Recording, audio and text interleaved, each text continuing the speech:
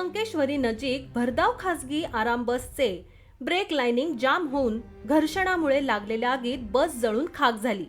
परंतु केवळ दैव बलवत्तर म्हणून बसमधील 28 प्रवाशासह चालक आणि वाहक सुखरूप बचावले. या दुर्घटनेत प्रवाशांच्या साहित्यासह बसचे सुमारे 30 लाखांचं नुकसान झालंय.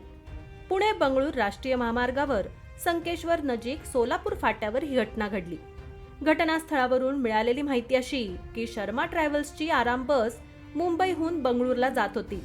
बसमध्ये एकूण 28 प्रवासी होते. शुक्रवारी पहाटे सोलापूर व हरगापूर गावच्या फाट्याजवळ पाठीमागील चाकाचे ब्रेक लाईनिंग जाम होऊन घर्षणामुळे बसला आग लागली. बसला आग लागल्याने बस चालक सिद्धप्पा यांच्या निदर्शनास आलं. प्रसंगावधान राखून त्यांनी वेग कमी करत बस रस्त्याच्या कडेला घेतली आणि प्रवाशांना तातडीने खाली उतरवलं. त्यामुळे कोणतीही जीवितहानी झालेली नाही.